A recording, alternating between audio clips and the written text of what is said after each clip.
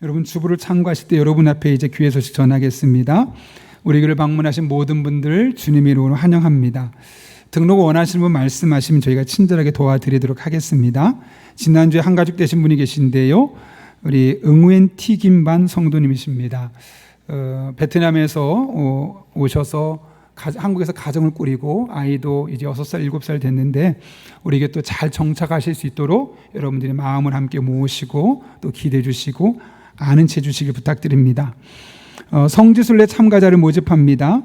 내년에 종교개혁지를 가게 됩니다. 4월 6일부터 16일까지 유럽 지역에 있는 종교개혁지 여러 나라를 방문하게 되는데 함께 하신 분들 또 관심 있으신 분들 10월 19일까지 이민선 목사님에게 문의해 주시면 되겠습니다. 여러분 주보 안에 들어있는 온가족 사랑운동회 있죠. 10월 12일 날 우리 목표는 한 500명입니다. 어른들 400명, 아이들 한 100명 정도 해서 500명이 다 모여서 즐겁게 교제하는 시간을 오랜만에 가지려 합니다.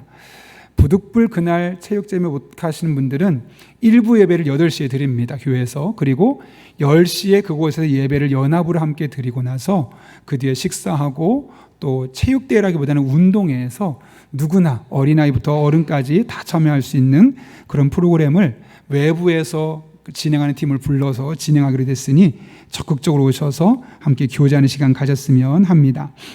신앙에 도움이 되는 신앙 에센스 치료를 제공하니 1층과 2층 로비에서 가져가시면 되겠고요.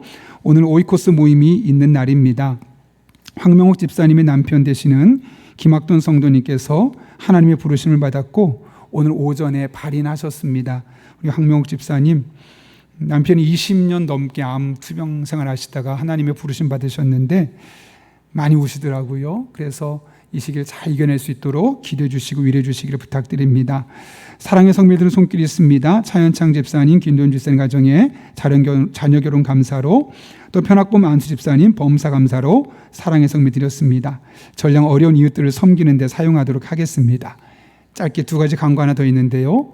오늘 찬양 부르실 때 내 삶의 주인 되신 예수, 그 찬양이 누가 만들었냐면 우리 권호범 장로님께서 직접 작사 작곡했던 찬양입니다. 그래서 우리 장로님의 신앙의 고백이기도 하고 또 우리들의 일상의 고백이기도 한데 또 덕분에 우리가 큰 은혜 받게 된 것 같습니다. 이 시간을 빌어서 감사를 드립니다. 그리고 우리 청년들과 장년들이 올해 선교에 인도네시아 바탐을 다녀왔지 않습니까? 그때 바탐에서 함께 섬기며 만났던 에스더 자매가 있는데 그 에스더 자매가 한국에 혼자 왔습니다. 그리고 우리 하은이하고 좀 교제하고 알고 있는데 그래서 오늘 3부 예배를 참석했는데 잠깐 자리에서 일어섰으면 어떨까요? 네, 그래서 우리 한번 박수로 축복하겠습니다. 환영합니다. 네, sit down, please. 네, 사실 쉽지 않은데 인도네시아 바탐에서 혼자 와서 이렇게 또 함께 예배하는 교제가 있는데 지금 인도네시아 폭동 상태로 인해서 참 어수선합니다. 비록 우리나라는 아니지만 믿는 사람들이 참 많이 있고 우리 에스더 자매처럼 믿음의 길을 걸어가는 사람들이 많은데 그 인도네시아 폭동도 잘 정리될 수 있도록 시간 될 때도 기대해 주시기를 부탁드립니다. 네, 더 자세한 내용은 주부를 참고하시고 우리 함께 제가 기도하고 말씀 나누겠습니다. 거룩하신 아버지 하나님, 오늘도 주님 전에 불러주시고 예배하며 하나님의 말씀을 들을 수 있는 기회 주심에 감사를 드립니다. 마음의 문을 활짝 열어주시고 선포된 말씀 내게 들려지는 복된 말씀 되게 하여 주옵소서. 예수님의 이름으로 기도합나이다. 아멘. 우리 한번 앞뒤에 좌우 있는 분이 인사하고 동성은 손을 잡아주시면서 제가 힘이 되어줄게요 이렇게 인사하고 축복하겠습니다.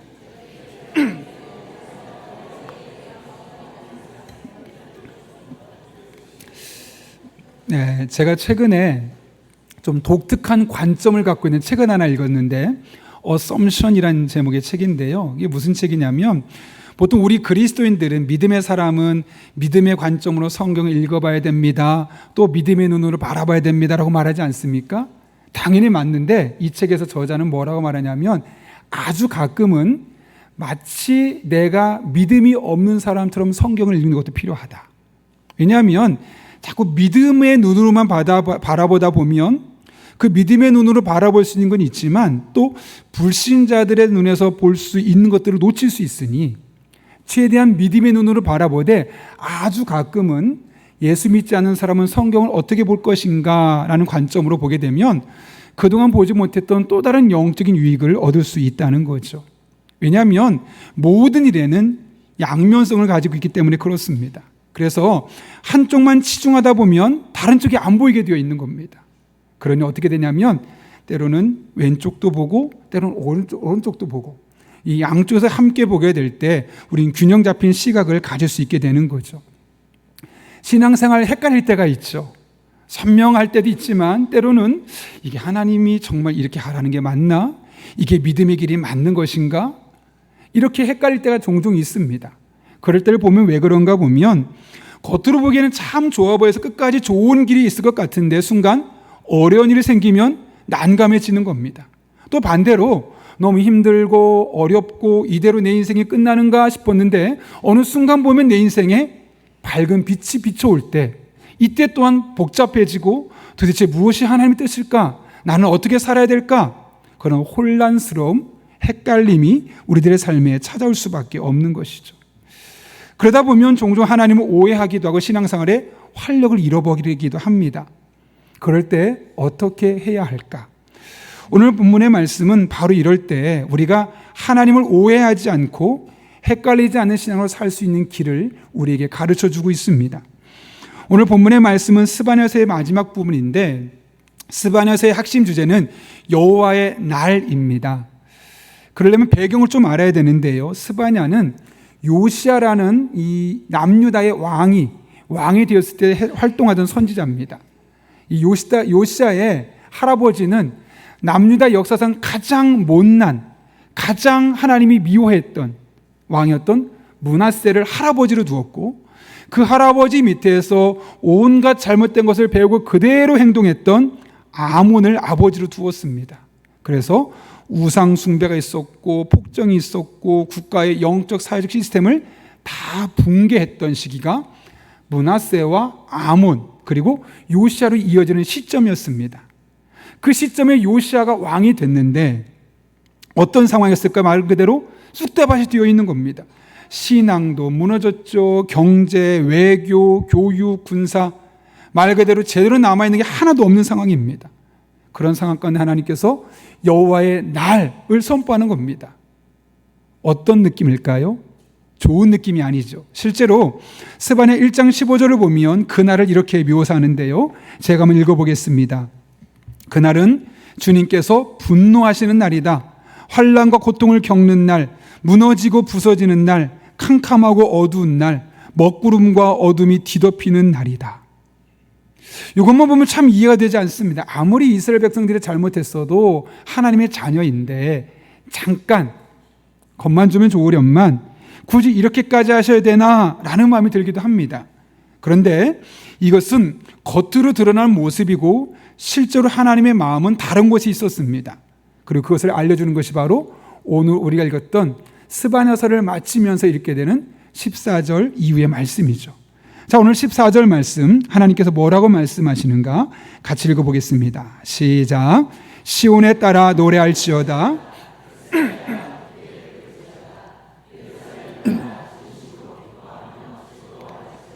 아멘. 여기 보면 시온의 딸, 이스라엘, 예루살렘 딸은 다 같은 겁니다. 그냥 이스라엘 백성들을 부를 때 다른 방식으로 부른 거죠. 그런데 그들에게 뭐라고 말하냐면 노래하다 해라, 기쁘게 해라, 또 기뻐하며 즐거워하라. 무려 동사를 4번이나 사용하면서 기뻐하라고 즐거워하라고 이야기하고 있는데 이것은 중요한 것이 청유하거나 권유하는 게 아니라 명령입니다. 반드시 그렇게 하라는 거죠. 그럼 여러분 이해가 안 되죠. 너희들의 삶에 환난의 날, 고통스러운 날, 힘든 날이 임할 것인데 그때 기뻐하라. 뭔가 말이 안 맞는 것 같습니다. 도대체 하나님께서 어떻게 슬픔을 말하는 그날 기뻐할 수 있을까? 그 영적인 근거가 무엇일까요? 바로 15절에 기록되어 있는데 이렇게 기록되어 있습니다. 여호와가 내 형벌을 제거하였고 내 원수를 쫓아냈으며 이스라엘 왕 여호와가 내 가운데 계시니 내가 다시는 화를 당할까 두려워하지 아니할 것이라. 그 그 고통의 날, 근심의 날, 슬픔의 날이 그냥 고통과 근심을 끝나는 것이 아니라 우리의 죄는 깨끗이 씻어주시고 나를 괴롭히던 원수가 도망가는 날이며 궁극적으로 하나님께서 우리와 함께 하시는, 하나님께서 우리들의 삶의 자리에 동행하시는 그런 날이 될 것을 말씀하고 있는 것이죠. 그러니 더 이상 근심 걱정할 필요가 없다는 겁니다. 여러분, 하나님께서 우리들의 삶에 함께 하신다는 것, 그게 도대체 무슨 의미일까요? 우리와 함께 하신 하나님이 어떤 하나님이시기에 그 하나님이 우리의 모든 형벌을 제거해 주시고 나를 괴롭히는 원수를 떠나가게 하시고 나와 함께 하시면서 어떤 두려움도 근심도 걱정 없이 살아갈 수 있도록 인도하시는 걸까요? 첫 번째로 우리와 함께 하신 하나님은 강한 용사 같은 하나님이라는 것이죠. 스바냐는 우리 가운데 함께 하신 하나님을 이렇게 묘사합니다. 17절의 앞부분인데요. 화면 보고 한번 읽어볼까요? 시작. 너의 하나님 여호와가 아멘. 여기 보면 너의 하나님이라고 되어 있죠. 이 하나님이라는 단어가 원래 엘로힘이라는 단어입니다. 무에서 유를 창조하시는 전능하신 하나님을 부를 때 우리는 엘로힘이라고 부릅니다. 그런데 그 하나님이 우리 가운데 계시다는 거예요. 그런데 그분이 어떤 분이라고 말씀하시냐면 그의 구원을 베푸실 전능자시다. 전능하신 하나님이 전능하다. 이게 무슨 의미일까? 본문을 잘 살펴보면 여기 전능자라는 단어가 히브리어로 깃보르라는 단어를 썼습니다. 깃보르. 이게 뭐냐면 위대한 군인, 강한 용사, 이런 뜻을 갖고 있죠.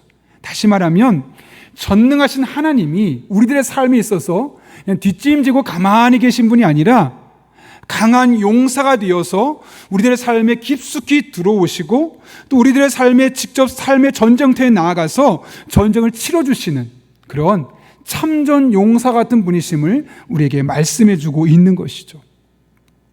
여러분 잘 생각해 보십시오. 하나님이 아무리 능력이 많으셔도 우리에게 도움을 주지 않으신다면 그게 우리에게 무슨 의미가 있겠습니까?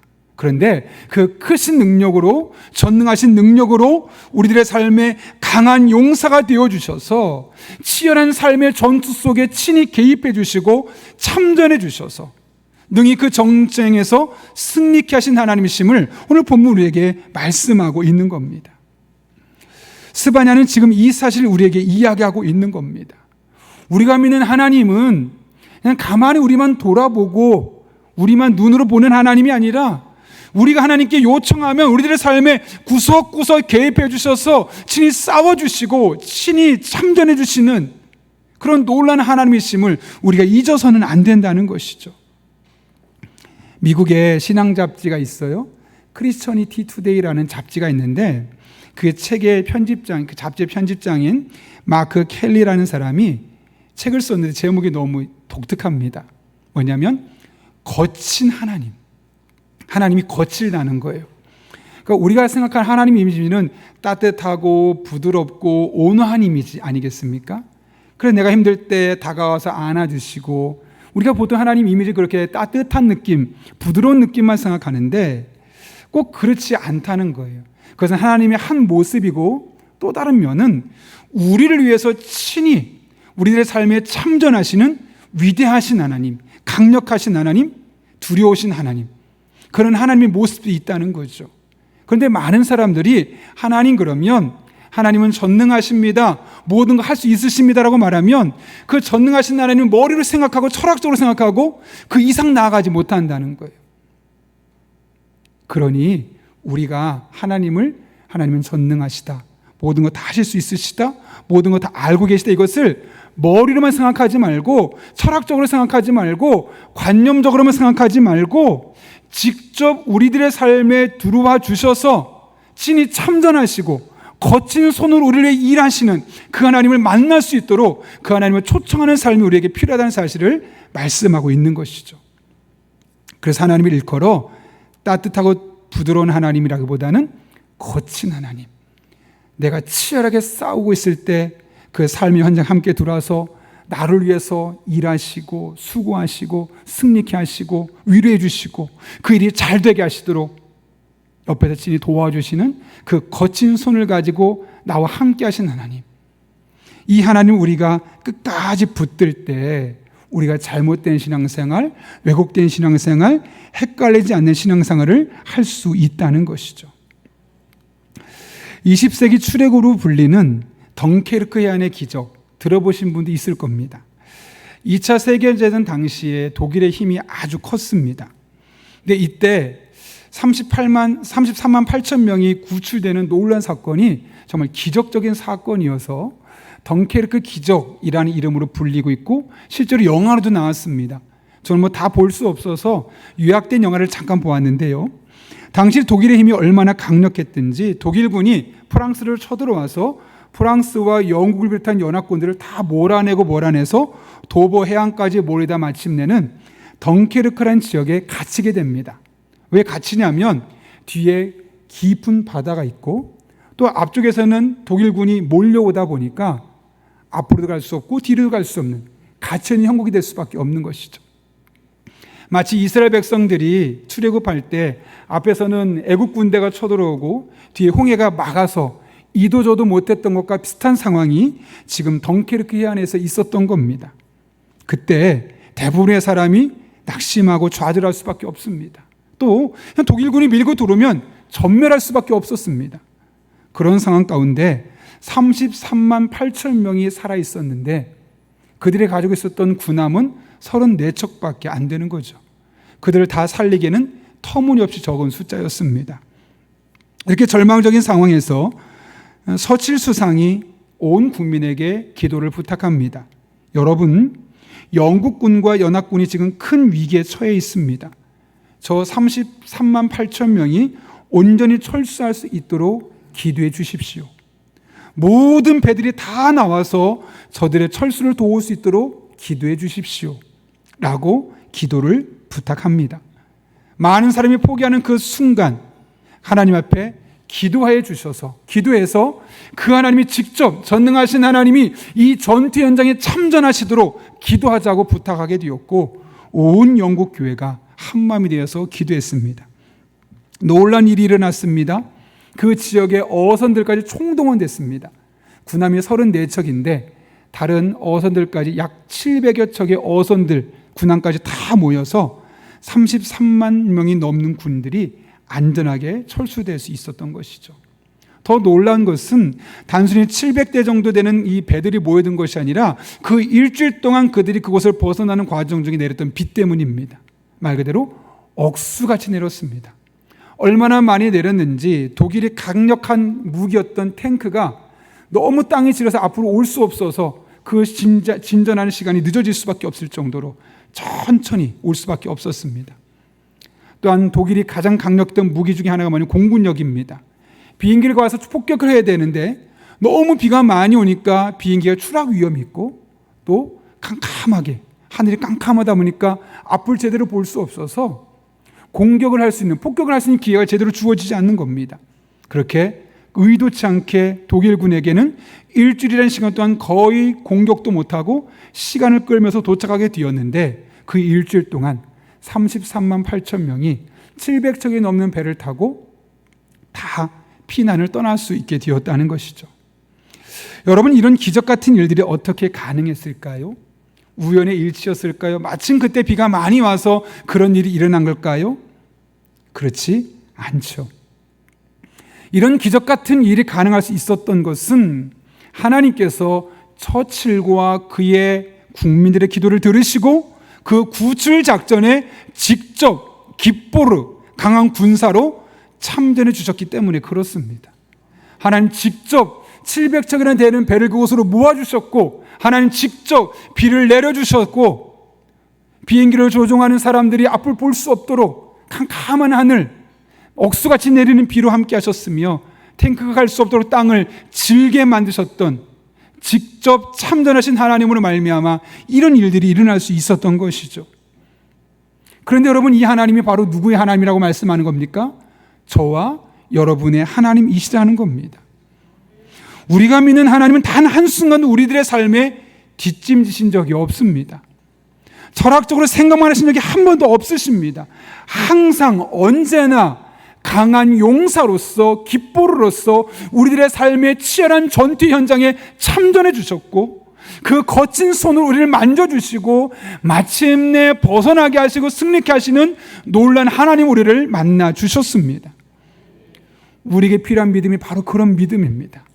어떤 어려움이 있어도, 어떤 슬픔이 있어도, 어떤 좌절되는 상황이 있어도 내가 하나님께 요구만 하면, 하나님께 나아가기만 하면 하나님은 직접 우리들의 삶에 깃보루로서 참전해 주신다. 그 믿음을 갖고 나아갈 때 우리는 헷갈리지 않는 바른 신앙을 갖고 살아갈 수 있게 되는 것이죠. 바라기는 저 여러분의 신앙이 바로 이런 하나님을 끝까지 붙들고 의지하는 그런 복된 신앙이 될 수 있기를 예수님의 이름으로 축원합니다.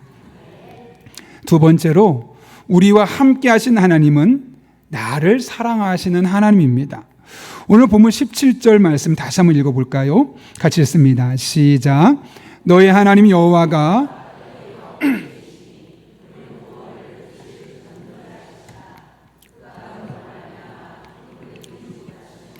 너를 잠잠히 사랑하시며 너로 말미암아 즐거이 부르며 기뻐하시리라 하리라. 아멘.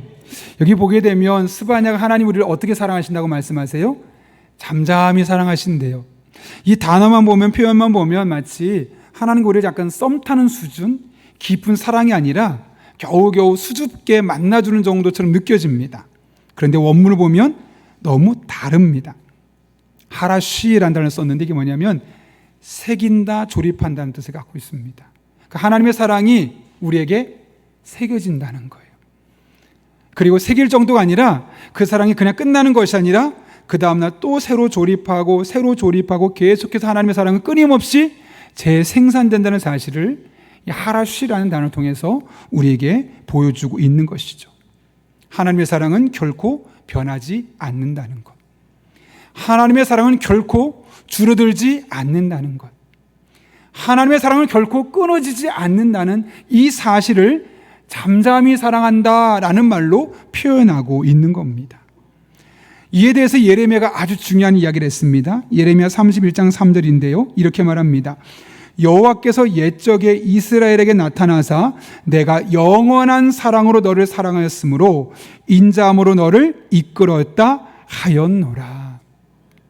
하나님의 사랑이 어떤 사랑이라고요? 영원한 사랑이요. 근데 우린 그렇게 느껴지지 않죠. 좋은 일이 있을 때는 하나님 나를 사랑하는 것처럼 느껴져요. 그런데 조금만 힘든 일이 생기면 하나님 나를 덜 사랑하는 것처럼 느껴져요. 과거보다 덜 사랑하는 것처럼 느껴지죠. 또 때로는 옆에 있는 사람에게 좋은 일이 있대요. 막 아이가 좋은 일이 있다 그러고 승진했다 그러고 돈 벌었다 그러고 막 좋은 소식이 들려요. 건강해졌다 그러고.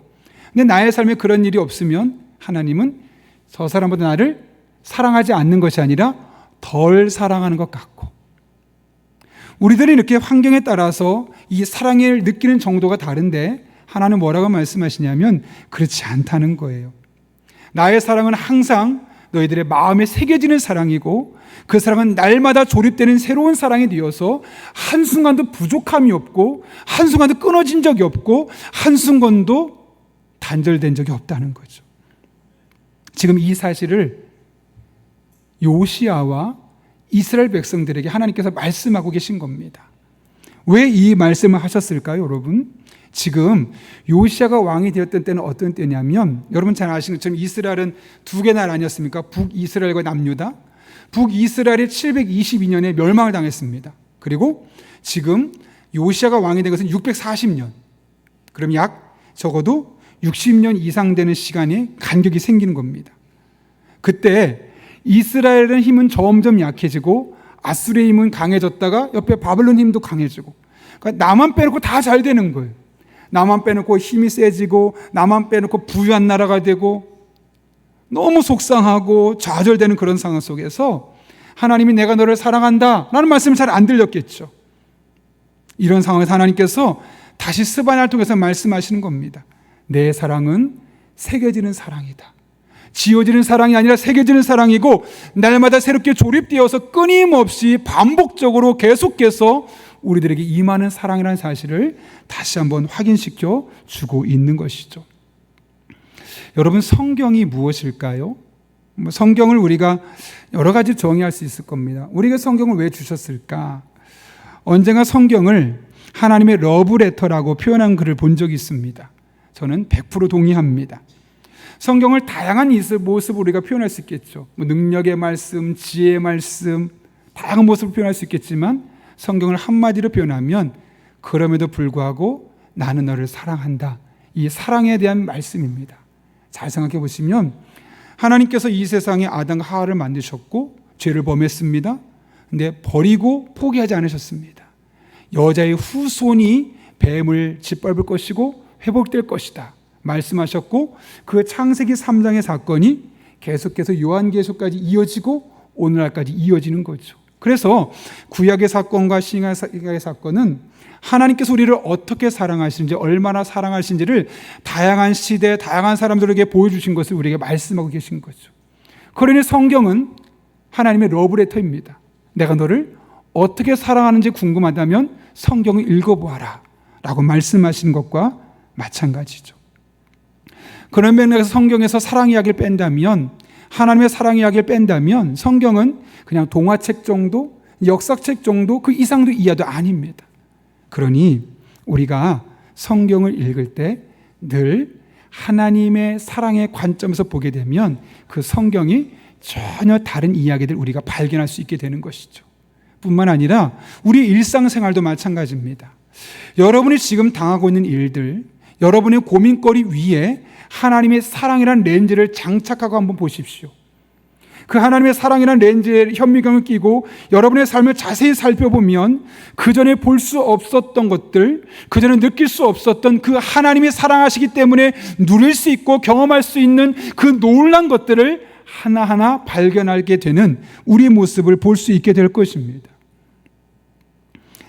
제가 유상현 목사님이란 분의 간증을 하나 최근에 보게 되었는데요. 그분의 인생은 참 우여곡절이 많습니다. 고등학교 때 친구들한테 따돌림 당하고 폭력도 당하고 너무 이제 고등학교 시절이 싫은 거죠. 공부를 해야 되나, 공부의 목적도 잃어갑니다. 하나님께 묻습니다. 하나님, 제가 왜 공부를 해야 됩니까? 제가 왜 살아야 됩니까? 너는 나의 영광을 위해 살아라. 그의 마음에 깊이 와닿는 거죠. 나는 너를 사랑하니 너는 나의 영광을 위해 살아라. 이 말 한마디에 그래 보겠습니다. 열심히 공부하기 시작합니다. 인생의 목적을 발견했죠. 어느 순간 나를 괴롭혔던 아이들, 내가 싫어했던 애들이 사랑스러워지는 것을 경험하게 되었다고 하죠. 이제 그렇게 고등학생 생활 지났으니까 계속 좋은 일이 있으면 좋으련만 대학생이 되고 나서 마음이 공허합니다. 신앙적으로 공허해집니다. 하나님이 과거보다 지금 나를 조금 덜 사랑하는 것 같습니다. 문제가 원하는 만큼 잘 풀려지지 않는 거죠. 그런 가운데 극심한 방황과 시리를 겪다 결국 기독교를 버립니다. 그리고 불교를 선택합니다. 여러분, 보통 불교 신자가 기독교인 되는 건 봤어도 기독교인이 불교 신자 되는 것은 못 보지 않았습니까? 근데 그런 일이 일어난 거예요. 하나님 못 믿겠다는 거예요. 하나님 사랑 모르겠다는 거예요. 하나님 정말 나를 사랑한다면 내 인생에 왜 이렇게 복잡한 일들이 많이 생기냐는 거예요. 편안하고 행복하고 좋은 일들만 많으면 좋으련만 왜 이러냐는 거죠. 그래서 아예 기독교를 버리고 불교를 선택했지만 처음엔 뭔가 새로운 것을 발견하는 듯 보였지만 결국에는 이것도 아니다. 어느 순간 하나님께서 마음에 주시는 마음이 그래도 나는 너를 사랑한다. 너를 향한 나의 사랑은 변하지 않았다. 라는 마음을 주시는 겁니다. 그래서 결국 불교에서 다시 돌이켜서 기독교인이 되고 신학을 하며 목회자가 되기로 결단합니다. 그리고 나서 이제 호주에 가서 목회를 시작하는데 그럼 잘 될 줄 알았어요. 내가 하나님 은혜를 경험했고 하나님 나를 살아가신다고 몇 번 말씀하셨고 그러니 내 목회는 잘 될 거야. 아니요. 성도님들이 생각한 대로 잘 따라와 주지 않고 성도 숫자가 많이 늘지도 않고 또 청년들은 또 삶의 변화가 일어나지 않고 내가 목회를 계속해야 되나? 무력감에 시달리게 됩니다. 그때 하나님 주신 마음이 나는 여전히 너를 사랑하는데 지금 너에게 필요한 것은 처음 사랑을 회복하는 거다. 그 처음 사랑을 회복해야 내가 너를 사랑하는지를 분명하게 알 수 있다는 마음을 주시는 거죠. 그래서 처음 사랑을 회복하기 위해서 부단히 주님과 동행하는 삶, 기도하는 삶, 좀 더 신앙적인 열심을 갖게 됩니다. 그러면서 그의 삶의 변화가 일어나고 그의 삶의 변화가 일어나니까 성도들이 바뀌고 청년들이 달라지기 시작합니다. 그런 놀라운 변화가 그분의 삶에 나타나고 있죠. 이런 이야기를 합니다. 나의 삶을 돌아보면 그저 고등학교 때부터 지금 목회하는 이 수십 년 동안 지나보면 한 단어로 요약할 수 있는데 하나님의 사랑이다. 삶에 힘든 일이 있을 때마다, 생각하지 못했던 어려움이 있을 때마다, 내 마음에 좌절감을 찾아올 때 하나님 그때마다 말씀하시기를 나는 너를 사랑한다. 내가 기독교를 버리고 불교로 귀의했을 때 그때도 그럼에도 불구하고 나는 너를 사랑한다 라고 말씀하셨고, 목회 현장에서 실패를 경험했을 때 실패하고 또 실패하고 또 실패할 때마다 끝까지 나는 너를 사랑한다. 그 말씀으로 일어섰던 자신의 경험을 이제 간증하게 되었던 것이죠. 여러분, 하나님 우리를 사랑하십니다. 믿으십니까? 하나님의 사랑은 결코 변하지 않습니다. 결코 소멸되지 않습니다. 결코 끊어지지 않습니다. 영원한 사랑으로 저와 여러분을 날마다 순간마다 사랑하고 계시며 앞으로도 사랑하여 주실 것입니다. 마지막으로 우리 한 사람 한 사람을 향한 그 하나님의 러브레터를 우리가 세 번역으로 함께 읽고 오늘 말씀을 마치려 합니다. 로마서 8장 38절과 39절 말씀인데요, 천천히 믿음으로 고백하며 함께 읽겠습니다. 시작. 나는 확신합니다. 현재 일도 장래 일도 능력도 높음도 깊음도 그 밖에 어떤 피조물도 우리를 우리 주 예수 그리스도 안에 있는 하나님의 사랑에서 끊을 수 없습니다. 아멘. 아멘. 바라긴 이것이 여러분의 남은 한평생의 믿음의 고백이 될 수 있기를 바랍니다. 그래서 어떤 일이 있어도 어떤 아픔이 있어도 헷갈리지 않는 신앙으로 하나님 붙들고 거친 손으로 여러분을 위해 일하신 하나님과 함께 여러분의 삶에 당면한 문제들을 잘 풀어내고 해결하고 하나님 앞에 감사하며 간증하며 살아가는 그런 복된 성도님이 될 수 있기를 예수님의 이름으로 축원합니다. 이 시간 우리가 볼 때는 뒷짐지고 계신 것 같을 때도 우리를 위해 일하고 계신 하나님의 은혜를 사모하며 함께 찬양하고 기도하는 시간 갖도록 하겠습니다. 날이 저물어 갈 때, 날이 저물어 갈 때, 빈들에서 걸을 때, 그때가 하나님의 때, 내 힘으로 안 될 때, 내 힘으로 안 될 때, 빈손으로 걸을 때, 내가 고백해. 다시 한번 더 고백하겠습니다. 날이 저물어 갈 때, 날이 저물어 빈들에서 걸을 때, 그러나 그때가 하나님의 때입니다. 우리 함께 믿음으로 하나님 함께 하신 것을 믿음의 눈으로 바라보며 함께 하실 것을 기대하며 찬양합니다. 빈손으로 걸을 때 내가 고백해 여호와 이르 주가 일하시네, 주가 일하시네, 주가 일하시네. 주께 아끼지 않는 자에게 주가 일하시네, 주가 일하시네.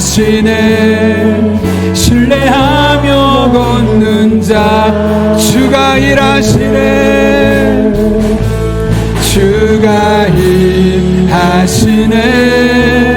주가 일하시네. 주께 아끼지 않는 자에게 주가 일하시네, 주가 일하시네. 신뢰하며 걷는 자, 우리 모인 이곳에 주님께서 함께하고 계십니다. 우리 모인 이곳에 주님 함께 계시네.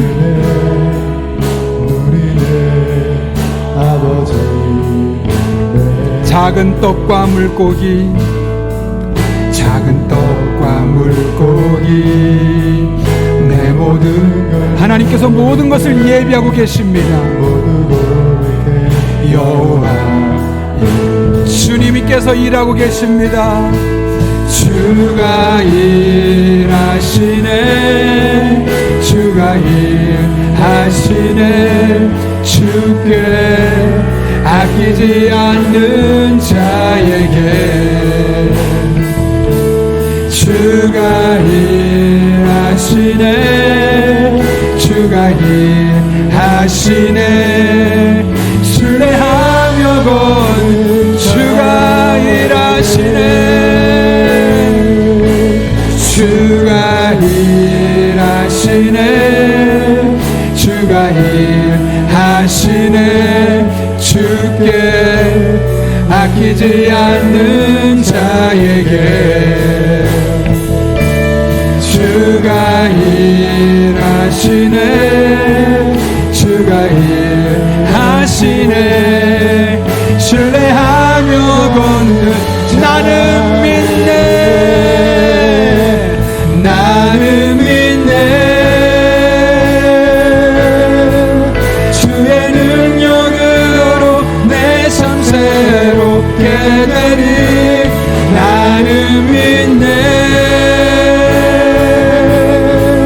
주의 능력으로 담대히 나가리라. 주와 함께 싸워 승리하리라. 날마다 믿음. 우리 다시 한번 믿음으로 고백합니다. 그렇습니다. 내가 믿습니다. 아멘. 주의 능력으로 내 삶 새롭게 되리. 나는 믿네, 주의 능력으로 담대히 나가리라. 주와 함께 싸워 승리. 다시 한 번 더 우리를 위해 일하신 하나님, 우리를 사랑하시는 하나님 의지하며 내가 믿습니다. 나는 믿네, 주의 능력으로 내 삶 새롭게 되리. 나는 믿네, 주의 능력으로 담대히 나가리라. 주와 함께 싸워 승리하리라. 날마다 믿음으로 나 살아가네. 우리 이 시간 함께 기도하실 때 우리들의 삶에 있는 문제를 하나님께 있는 그대로 내려놓습니다. 하나님 아버지, 우리 가정이 깨어졌습니다. 하나님 아버지, 내 몸에 병이 들었습니다. 하나님 아버지, 돈줄이 막혔습니다. 하나님 아버지, 우리 아이의 앞길이 막혀 있습니다. 하나님 아버지, 인간관계가 깨어져 있습니다. 그 외에도 하나님께 다 말할 수 없는 다양한 삶의 어려움을 인하여서 힘든 시간을 보내고 있습니다. 이와 같은 때에 간구하오니 거친 하나님의 손길로 신의 우리들의 삶의 전쟁에 참전하여 주셔서 승리케 하여 주시고 해결해 주시고 풀려지게 하여 주옵소서. 나를 사랑하신 하나님으로 말미암아 끝까지 하나님 붙들고 나아갈 때 우리들의 삶에 꼬이는 문제들 풀려지게 도와주시옵고, 결코 변하지 않는 사랑, 결코 단절되지 않는 하나님의 사랑으로 나의 삶의 능력으로 역사하여 주옵소서. 이같이 우리들의 삶의 어려운 문제를 하나님께 내어 맡기며 도움의 손을 구하며 함께 기도하겠습니다. 거룩하신 아버지 하나님, 오늘 우리를 지름 전으로 불러주시는 데 감사합니다. 연약합니다. 부족합니다. 우리들의 삶에 어려운 일들이 있습니다. 강한 용사신 하나님, 거친 하나님께서 친히 우리 한 사람 한 사람의 손길로 친히 어루만져 주셔서 하나님의 은혜 가운데 온전히 거하는 주의 은혜가 임하게 하여 주옵소서. 우리들의 삶의 어려운 문제까지 하나님 친히 강한 용사가 되어주셔서 기쁘로가 되어주셔서 직접 참전해 주시고 그 꼬이는 문제들을 해결하여 주옵소서. 풀어주옵소서. 하나님께서 친히 함께하여 주셔서 하나님 앞에 영광을 드릴 수 있도록 하나님 아버지 친히 역사하여 주옵소서. 가정이 어려운 가운데 있습니다. 남편과 아내 관계가 힘든 가운데 있습니다. 하나님 해결하여 주옵소서. 경제적인 어려움 겪고 있습니다. 해결하여 주옵소서. 육체의 질병을 힘든 시간 보내고 있습니다. 해결하여 주옵소서. 항암치를 눈앞에 두고 있습니다. 해결하여 주옵소서. 아버지 우리의 자녀들끼리 막혀 있습니다. 해결하여 주옵소서. 인간관계가 틀어져 있습니다. 해결하여 주옵소서. 할 일은 많은데 능력이 없습니다. 거친 손으로 참전하여 주셔서 풀려주시고 해결해 주시고 극복하게 하시고 이겨내게 하시고 이 모든 기도 제목들이 간증거리가 되게 하여 주옵소서. 이렇게 하나님만 바라보며 찬양하고 의지하며 나아가오니 살아계신 아버지 하나님, 전능하신 아버지 하나님, 하나님 은혜 안에 온전히 살아가는 주의 종들의 삶이 될 수 있도록 주님께서 친히 역사하여 주옵소서. 우리 성도 한 사람 한 사람 만나 주셔서 하나님의 은혜 가운데 친히 강한 용사로 참전해 주시고 개입해 주시고 해결해 주셔서 하나님 아버지 앞에 영광 올려드리며 간증하게 하여 주옵소서. 꼬이는 문제를 하나님께 올려드립니다. 하나님께 다 내어 맡깁니다. 하나님 간섭하여 주시옵소서. 참전하여 주시옵소서. 새롭게 하여 주옵소서. 결코 식지 않는 사랑, 결코 끊어지지 않는 사랑, 결코 변하지 않는 사랑으로 우리에게 능력으로 역사해 주셔서 끝까지 하나님 붙들고 믿음으로 나아가는 하나님의 사람들에게 간증거리가 되게 하여 주옵소서. 하나님 아버지 앞에 영광을 드릴 수 있도록 하나님 우리 성도들의 삶에 신이 개입해 주셔서 하나하나 해결하여 주옵소서. 풀어주옵소서. 안 될 것 같은 것도 되게 하시는 하나님의 놀라운 은혜를 경험하게 하여 주옵소서. 그렇게 하나님만을 바라보며 의지하며 나갑니다. 살아계신 아버지 하나님 친히 역사하여 주옵소서.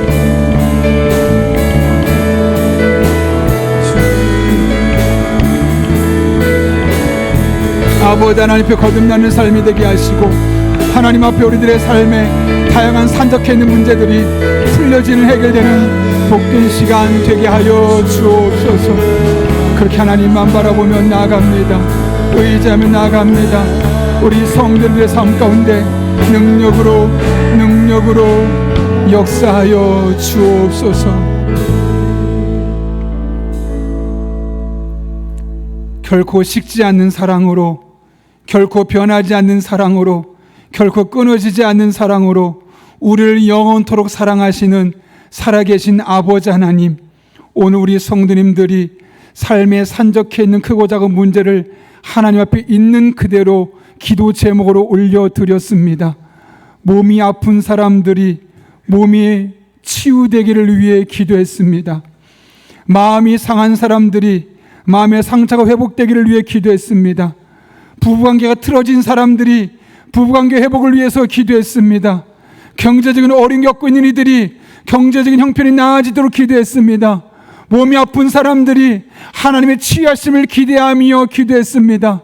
자녀의 앞길을 놓고 삶에 다양한 꼬이는 문제들을 놓고 하나님 앞에 간절한 마음으로 기도하며 나아가오니 하나님께서 친히 우리들의 삶에 강한 용사로 참전하여 주셔서 그 거친 손길로 친히 싸워주시고 친히 어루만져 주시고 친히 해결하여 주셔서 이 모든 기도 제목들이 간증거리가 되게 하여 주옵소서. 그리고 우리 성도들의 일상이 하나님 만난 이야기로 가득 차게 도와주시고 날마다 하나님의 은혜입니다. 하나님의 사랑으로 살아갑니다. 끊임없이 고백하며 살아가는 축복의 삶 되게 하여 주옵소서. 함께 하실 줄로 믿사오며 예수님의 이름으로 기도합나이다. 아멘.